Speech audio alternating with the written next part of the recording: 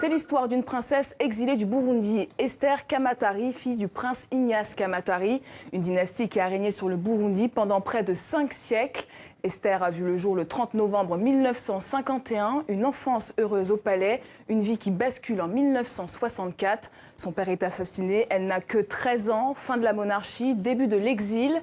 La princesse Kamatari arrive à Paris, tout est à reconstruire. Son mètre 80 va attirer l'œil, une silhouette qui va la propulser sur les plus grands podiums du monde. Premier mannequin noir de France dans les années 70, ambassadrice de Guerlain. Une carrière couronnée de succès et le conte de fées se poursuit. Bonsoir Esther Kamatari. Bonsoir. Alors les podiums n'ont plus de secret pour vous. À 66 ans, vous venez de vous lancer sur d'autres planches, la comédie. Vous faites partie du casting de River Hotel, série diffusée sur TV5 Monde, lancée hier à Kinshasa. Du mannequinat à la comédie, la marche a été haute. D'abord, je voudrais en profiter pour en faire un petit coucou à toute l'équipe qui est encore à Kinshasa. Mais moi, je trouve ça extraordinaire de commencer une carrière cinématographique au Congo, au bord du fleuve Congo. C'est une très très belle expérience et je pense que tout le monde devrait, toutes les femmes en tous les cas, devraient avoir l'esprit ouvert pour commencer à se mettre en question tout le temps et recommencer d'autres choses. Et quel rôle vous jouez dans River Hotel? Je suis l'épouse du propriétaire de l'hôtel. Je suis une femme possessive, je ne peux pas avoir d'enfants, mais comme je ne peux pas avoir d'enfants, je laisse mon mari, Marco, avoir des petites aventures, mais en fait, derrière, je veille au grain. Alors après avoir passé 3 décennies auprès des plus grands couturiers du monde, Paco Rabanne, Lanvin, Dior, quels sont les rêves aujourd'hui de la princesse Kamatari? Les rêves de la princesse Kamatari aujourd'hui sont de transmettre l'art du beau, l'art de l'élégance aux nouvelles générations. Et c'est d'ailleurs ce que je fais chaque année depuis plusieurs années maintenant à Montfermeil, à Clichy-sous-Bois, à Kinshasa, à Bamako, à Abidjan, d'apprendre aux jeunes filles surtout, l'art. Et puis surtout les informer sur le fait qu'être mannequin, c'est pas un passe-temps, c'est un métier qui est très difficile et qu'il faut donc qu'elles s'entraînent, qu'elles aient les clés. Qu'est-ce que vous voulez transmettre, vous, particulièrement à ces jeunes femmes? L'élégance, L'élégance, bien sûr, le respect, bien sûr, et surtout de savoir que c'est un métier, d'abord qui a un temps imparti, vous ne pouvez pas être mannequin à vie, et donc pendant ces années où vous avez la chance de pouvoir travailler, le faire très sérieusement et être pointu sur certaines choses, être à l'heure, se mettre en retrait. Lorsqu'on porte un vêtement, on se met en retrait de soi par rapport au créateur qui vous a confié. Donc il y a plein de petites choses comme ça qu'il faut apprendre. Est-ce que petite, la princesse avait imaginé devenir mannequin? Pas du tout. Alors petite, au palais, au Burundi, il n'y avait pas de magazine. Je crois que les magazines, c'était par image que j'ai dû voir. Et en couverture, il y avait toujours une blonde aux yeux bleus. Et malgré mon imagination débordante, je ne pouvais pas m'imaginer blonde aux yeux bleus. Donc, je rêvais de devenir pilote de chasse. Je rêvais d'aller sur la Lune. Je rêvais de faire de la plongée. Je ne sais pas, je rêvais. En tout cas, c'est le rêve qui m'a permis, à mon avis, de partir. Alors, l'élégance, c'est le ciment de votre identité. Vous diriez que c'est inné ou c'est le fruit d'une éducation, cette élégance que vous incarnez aujourd'hui? Je dirais que c'est les deux. Je dirais que c'est le fruit d'une éducation, parce qu'il faut avoir un modèle pour pouvoir avancer. Mes parents ont été ce modèle.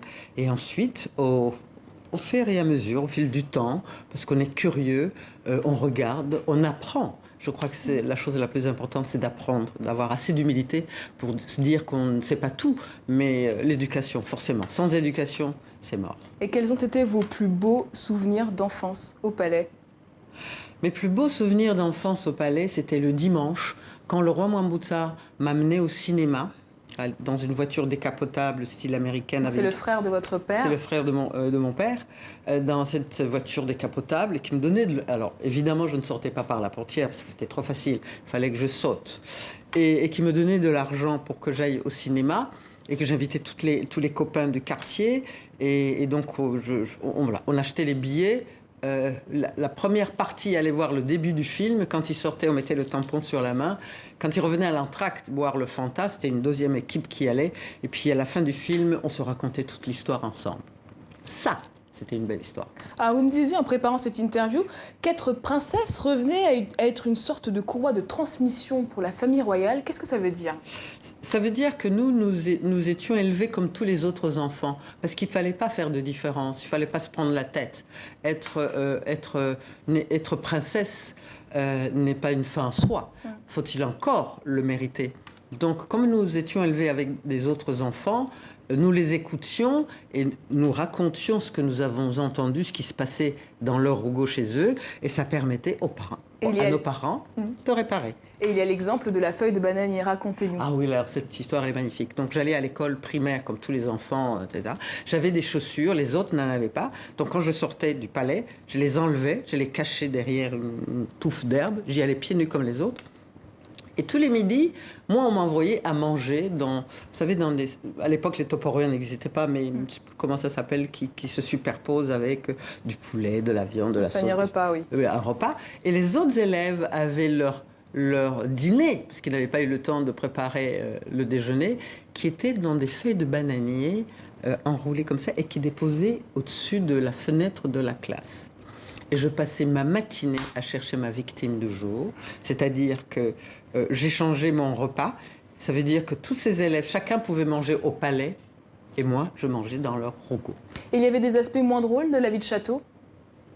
Oui, il y avait être en permanence en exemple, parce que finalement l'exemple vient d'en haut. Oui, il faut obéir et ne pas forcément jouer, aller à la messe tous les dimanches, écouter attentivement. Si, il y avait évidemment des devoirs, beaucoup. Alors en 1964, vous avez à peine 13 ans, votre père, le prince Kamatari, est assassiné. Qu'est-ce qui se passe dans votre tête? Lorsque mon père est assassiné, ce qui se passe dans ma tête, d'abord je le vois mort. Pour l'assassiner, ils lui ont fracassé le crâne avec un marteau. Mon père mesurait 2,15 m.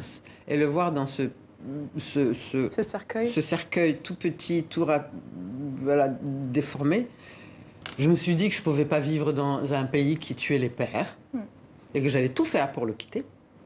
Mais je crois que c'est aussi un moment qui a marqué ma vie parce que je me suis rendu compte qu'il y avait une chose très importante, c'était l'humilité. Et je me suis dit que, voilà, que rien n'était jamais gagné, rien n'était définitif. La preuve, je l'avais à ce moment-là. Et voilà, ça c'est vraiment quelque chose qui a conditionné ma vie. Et est-ce qu'on se remet d'une telle horreur, de cette image du père dans le cercueil? Le temps est le meilleur médecin. On ne s'en remet pas, mais on se dit en même temps qu'être orphelin, ce n'est pas une maladie, qu'il n'y a pas des boutons qui vous poussent sur la figure, qu'il vous manque une lumière, il vous manque un guide. Et c'est peut-être aussi ce que j'ai essayé de faire avec d'autres enfants orphelins. Alors c'est à 17 ans que vous débarquez à Paris, sans argent, sans contact. C'est dur pendant 2 ans et c'est une rencontre qui va tout bouleverser. Cette rencontre, elle se déroule dans la rue. Racontez-nous. À l'aéroport. Au Bourget, parce qu'à cette époque-là, l'aéroport international, c'était le Bourget. Donc je sors de l'avion, j'ai suivi tout le monde. Je n'avais jamais été dans un avion, mais il suffit de regarder. Et comme ça, on apprend. Je me trouve dans l'aéroport et puis d'abord, je suis fascinée de voir un tapis roulant, fascinée de voir qu'on pouvait mettre une pièce dans une machine. Et que là, il y avait une bouteille de coca qui... Et donc, je me suis assise dans l'aéroport et je me suis dit, je suis la princesse Esther Kamatari du Burundi, et il m'arrivera forcément quelque chose. Donc je reste, je prends du temps. Et là, vous rencontrez un homme? Et il y a un monsieur qui vient vers moi, d'où venez-vous, qui êtes-vous, etc. Je lui raconte ma vie. Il m'invite dans Paris, il me loue une chambre pour 10 jours, il va me donner 2 billets de 500 francs à l'époque, il va me serrer la main, il va me dire « bonne chance ». Cette personne-là, que je n'ai plus jamais revue, je ne sais pas s'il est toujours en vie, m'a ouvert les portes de la France. Comment vous êtes arrivé dans le mannequinat? Par un coiffeur. Une rencontre aussi? Une rencontre. Ma vie, en fait, c'est une succession de rencontres. Alors, première mannequin noir à défiler en France, vous parcourez la planète. Est-ce que vous avez eu le sentiment de prendre votre revanche sur la vie? Avec cette carrière fulgurante, internationale? Non, parce que je ne suis pas rancunière. Moi, je n'ai pas la place dans ma tête pour être rancunière. Moi, j'avance, j'écoute, je suis curieuse. Et puis, il y a des rencontres, il y a les gens... Lorsque vous êtes bon, vous rencontrez les belles personnes. Et combien de temps il vous a fallu pour renouer avec le Burundi? Très longtemps. J'ai haï le Burundi. Je ne voulais plus jamais entendre parler du Burundi.